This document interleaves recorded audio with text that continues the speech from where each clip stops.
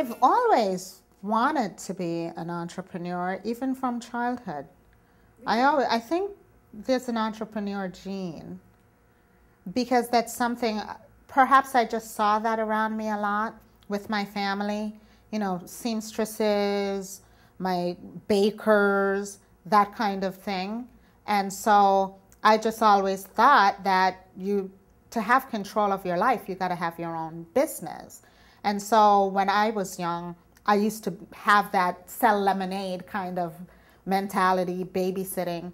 So that was always in my gene pool.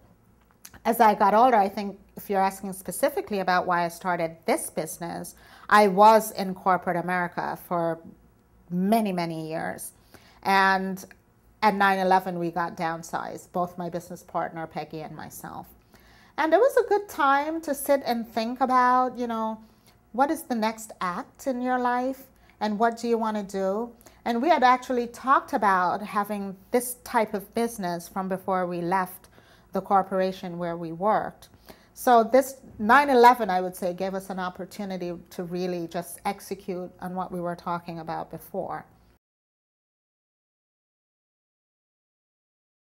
The recession could be looked at as a positive thing for us this go around, because it gave us a chance to really take a breath and stop and rejigger our business or restructure, streamline, whatever you want to call it. But these are some things that probably should have been done, and we just never had a chance to do that.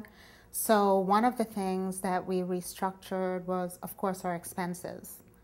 Because in a recession, you want to be as lean as possible.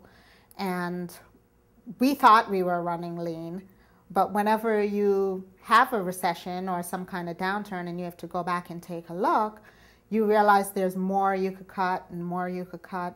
So we literally cut our expenses down from $25,000 a month to $3,500 a month. And that was a huge savings for us. And this is just looking at all the little things. I mean, I'm going to include some downsizing of people in that, but things like going to low-cost networking events that's no more than $25. Low-cost or free is always good. We looked for a lot of free things. We cut out our business travel. With our consultants, it was no more lunches. Like the total entertainment aspect got diluted. No, because we were very clear with our team as to why we're doing this. And they know. We sat down, we had a meeting, we said, it's do or die in a recession time.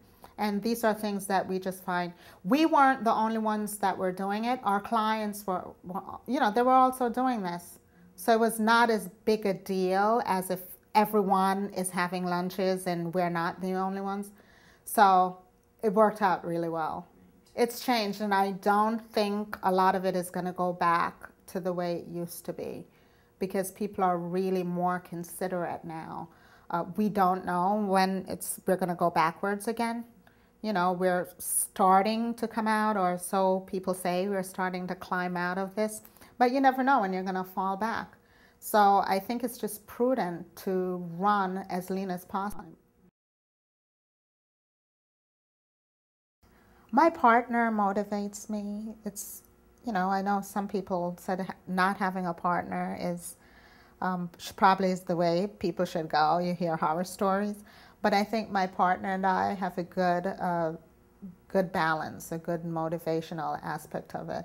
Because if I'm not feeling chipper and perky, she's the Katie Couric of the two, and she's the chipper one.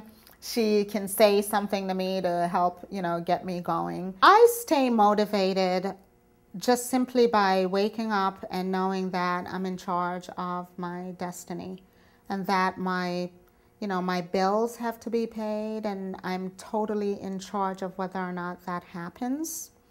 And I stay motivated because I also know that there are young women that are looking at us and want to model us. And that's something that's very important to me. I support young women who want to go into business 1,000%.